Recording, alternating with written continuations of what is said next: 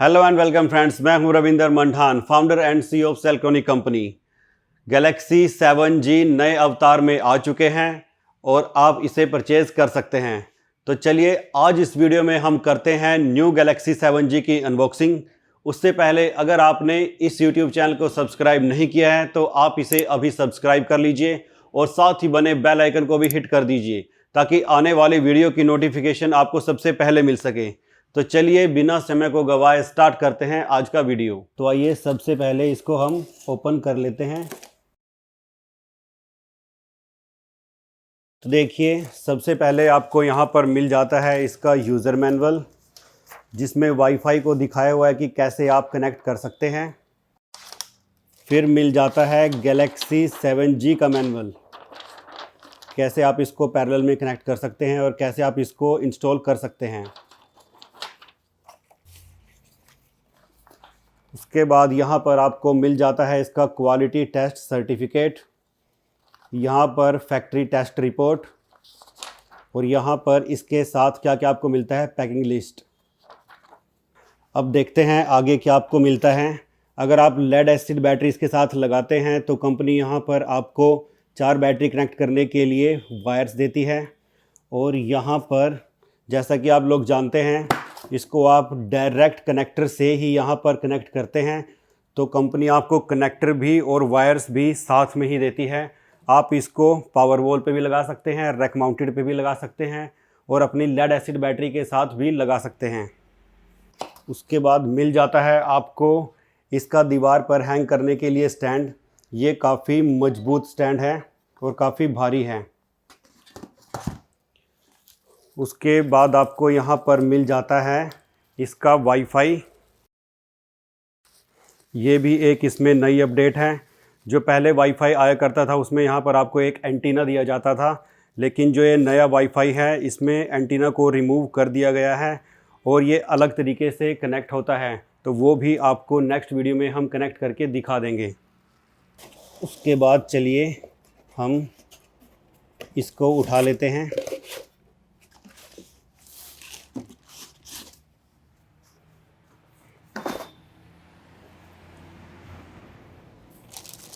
अब देखते हैं हमें और कौन सी एक्सेसरीज़ मिलती है। तो यहाँ पर हमें मिल जाता है सिटी सेंसर। ये देखिए इस तरह की आपको यहाँ पर सिटी मिल जाती है और यहाँ पर इसमें एक एरो बना हुआ है।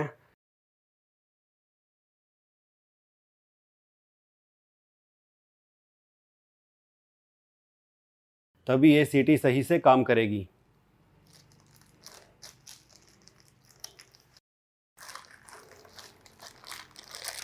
उसके बाद यहाँ पर आपको मिल जाता है इसका एसी का कनेक्टर और इसके साथ देखिए यहाँ पर आपको एक प्लास्टिक का एक टुकड़ा भी मिलता है। एक्चुअल में ये है इसका जैक। तो अगर कभी भी आप इसको इसमें से निकालना चाहते हैं तो आप इस जैक का यूज़ कर सकते हैं। तो इस जैक को भी आपको संभाल कर रखना है, क्योंकि आगे अगर कभी इसको आपको निकालना रहेगा तो आपको इस जैक की मदद लेनी पड़ेगी। उसके बाद नेक्स्ट कनेक्टर हमारा आ जाता है, जो कि यहाँ पर इसके लोड आउटपुट के लिए लगेगा, जिसको भी हम बोलते हैं नॉर्मल लोड आउटपुट। इसके साथ फिर से एक जैक आता है, ये भी आपको संभाल कर रखना है। उसके बाद आ जाता है इसका तीसरा कनेक्टर और यहाँ फिर से आपको एक जैक मिलता है। ये जो आपका कनेक्टर है ये आपका लगेगा जेन पोर्ट के लिए, यानी कि आप इसके ऊपर जनरेटर भी लगा सकते हैं और आप इससे स्मार्ट लोड की आउटपुट भी ले सकते हैं। तो ये 3 हो गए इसके कनेक्टर। तो तीनों के जैक भी आपको संभाल कर रखने हैं। और ये नेक्स्ट देख लेते हैं। नेक्स्ट आपको मिलता है यहाँ पर 4 MC4 कनेक्टर, क्योंकि ये ड्यूअल MPPT इन्वर्टर है तो तभी यहाँ पर 2 MPPT के हिसाब से आपको MC4 कनेक्टर दिए गए हैं। सबसे लास्ट में आपको यहाँ पर मिलती हैं इसके साथ फॉस्टनर रोड। ये काफ़ी ज़्यादा हैवी फॉस्टनर रोड हैं, तो आप इनका यूज़ इसको दीवार पर हैंग करने के लिए कर सकते हैं। तो ये है फाइनली हमारा नया गैलेक्सी 7G इन्वर्टर। तो चलिए अब इसको निकाल कर आपको दिखाते हैं। तो दोस्तों सबसे पहले आपको यहाँ पर मिल जाती है सेल्ट्रॉनिक की बैजिंग और यहाँ पर गैलेक्सी 7G की बैजिंग, और यहाँ पर आपको मिल जाता है इसकी LEDs, जैसे कि पीवीस के साथ कनेक्ट है या नहीं, बैटरी कनेक्ट है या नहीं, ग्रिड कनेक्ट है या नहीं, नॉर्मल लोड चल रहा है या नहीं, आपका मोबाइल कम्युनिकेट कर रहा है या नहीं, और यहाँ पर आपको अलार्म का इंडिकेशन मिल जाता है। तो चलिए इसको अब नीचे की तरफ से हम देख लेते हैं। देखिए नीचे की तरफ आपको सबसे पहले यहाँ पर मिल जाते हैं बैटरी के पॉजिटिव और नेगेटिव कनेक्टर, और यहाँ पर कंपनी जैसा आपको साथ में ही इसके पॉजिटिव और नेगेटिव कनेक्टर देती है।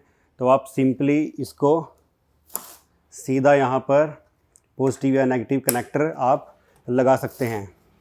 उसके बाद यहाँ पर आपको मिल जाता है MPPT को ऑन या ऑफ़ करने के लिए स्विच।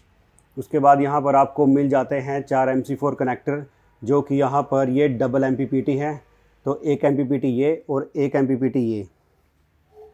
उसके बाद यहाँ पर आपको मिल जाता है इसके काफ़ी सारे फंक्शन, काफ़ी सारे पोर्ट्स, तो इसको भी हम आपको खोलकर दिखाते हैं।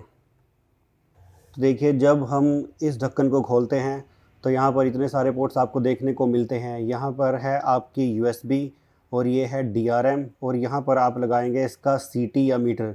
तो कंपनी ने अब की बार इसके साथ आपको CT दी है, मीटर नहीं दिया है, तो आप CT यहाँ पर डायरेक्टली लगा देंगे। और अगर आप सेल्ट्रॉनिक कंपनी की पावर वॉल या फिर रैक माउंटेड बैटरी यानी कि लिथियम बैटरी यूज़ करते हैं तो ये है BMS का पोर्ट। उसके बाद ये है GSLH, ये है हमारा पैरेलल पोर्ट। तो ऐसा ही कनेक्टर दूसरे इन्वर्टर में आपको मिलेगा। इन दोनों कनेक्टर के अंदर आपको वायर लगानी है तो ये दोनों इन्वर्टर पैरेलल हो जाएंगे। तो वो भी आपको एक सेपरेट वीडियो में हम इन्वर्टर्स को कैसे पैरेलल करते हैं वो दिखा देंगे। उसके बाद आता है RS485, ये कम्युनिकेशन के काम आता है। और उसके बाद यहाँ पर 1 to 9 पोर्ट्स मिल जाते हैं, जिसमें कि हमारे ड्राई कनेक्टर, RMO कनेक्टर और NTC कनेक्टर होते हैं।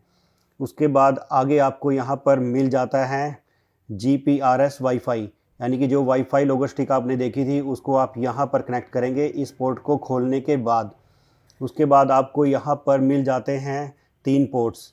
ये है हमारा ग्रिड का पोर्ट जो कि बड़ा कनेक्टर होता है। उसके बाद मिलता है आपको लोड का जो कि नॉर्मल लोड होता है, और उसके बाद मिलता है जेन पोर्ट, यानी कि जहाँ पर हम अपना स्मार्ट लोड यहाँ से ले सकते हैं या फिर यहाँ पर हम जनरेटर की इनपुट दे सकते हैं, और यहाँ पर हमें लगानी होती है अपनी अर्थिंग। अगर आप इस इन्वर्टर को साइड से देखेंगे तो यहाँ पर आपको मिल जाता है एक बार कोड। इस बार कोड को स्कैन करके आप इसकी जो एप्लीकेशन है सोलर टच उसको डाउनलोड कर सकते हैं। उसके बाद यहाँ पर इसकी स्पेसिफिकेशन लिखी हुई हैं, और अगर मैं इस इन्वर्टर की स्पेसिफिकेशन की बात करूं तो ये 5 किलोवाट का इन्वर्टर है, और आपका ये इन्वर्टर 6 किलोवाट तक का लोड हैंडल कर सकता है, जो कि इस इंडस्ट्री के अंदर कोई भी इन्वर्टर हैंडल नहीं कर सकता। यहाँ तक कि जो कंपनी का गैलेक्सी 6G जो इससे पहले वाला मॉडल है वो भी 5 किलोवाट का इन्वर्टर है, और टाइम आने पर थोड़ी देर के लिए वो 5.5 किलोवाट तक जा सकता है, लेकिन लगातार वो 5.5 किलोवाट का लोड हैंडल नहीं कर सकता। जबकि 7G के अंदर आपको फैसिलिटी मिलती है कि ये लगातार 6 किलोवाट का लोड हैंडल कर सकता है, यानी कि आप इसको 6 किलोवाट का एक इन्वर्टर ही मानिए। 5 के दाम में आपको 6 किलोवाट का इन्वर्टर यहाँ पर मिल जाता है। अगर मैं यहाँ पर MPPT की बात करूँ तो इसके अंदर आपको 9 किलोवाट के MPPT मिल जाते हैं, यानी कि इसके अंदर 2 MPPT हैं, तो 4.5 किलोवाट और 4.5 किलोवाट के 2 MPPT आपको मिल जाते हैं। अगर मैं इसकी वोल्टेज रेंज की बात करूं तो 550 वोल्ट आपको मिल जाता है, जबकि अगर आप गैलेक्सी 6G में देखते हैं तो वहां पर आपको 425 वोल्ट का ही MPPT मिलता है, लेकिन इसके अंदर सुपर MPPT लगा हुआ है तो 550 वोल्ट आपको मिलती है। जहां 6G में आपको सिर्फ 17 एम्पियर का ही MPPT मिलता है, वहीं पर गैलेक्सी 7G के अंदर आपको 20 एम्पियर का MPPT मिल जाता है। क्योंकि देखिए अब पैनल्स काफ़ी बड़े आने लगे हैं, जैसे कि 670 वोट, 700 वोट, 750 वोट। तो इस इन्वर्टर के ऊपर आप कितने भी बड़े पैनल्स को लगा सकते हैं, क्योंकि उनकी जो एम्पियर रेटिंग रहती है वो 18.5 एम्पियर के करीब रहती है। तो इसके ऊपर आप कितना भी मर्जी बड़ा पैनल हो लगा सकते हैं, और एक ज़्यादा वोल्टेज होने की वजह से जो आपके नंबर ऑफ़ सीरीज़ पैनल हैं वो भी बढ़ जाते हैं। और इसके ऊपर अगर आपके पास 9 किलोवाट से भी ज़्यादा पैनल हैं, 10 हैं, 12 किलोवाट हैं, तो वो भी आप इजीली लगा सकते हैं, उससे इन्वर्टर को कोई फ़र्क नहीं पड़ेगा। अब आप देखिए इसकी हीट सिंक। अगर इसकी हीट सिंक को आप गैलेक्सी 6G के हीट सिंक के साथ कंपेयर करते हैं तो ये उससे काफ़ी ज़्यादा बड़ी और काफ़ी ज़्यादा प्रीमियम है। इतनी बड़ी हीट सिंक का फ़ायदा आपको मिलता है कि जब आप इन्वर्टर के ऊपर हाथ रखते हैं तो इन्वर्टर आपको गर्म नहीं मिलता है। तो यहाँ पर इसकी जो हीट सिंक है वो इस टाइम इस सेगमेंट में सबसे ज़्यादा बड़ी है। आप किसी भी इन्वर्टर के साथ इसको कंपेयर कर सकते हैं। गैलेक्सी 7G के साथ आपको ये AC/DC बॉक्स मिलता है।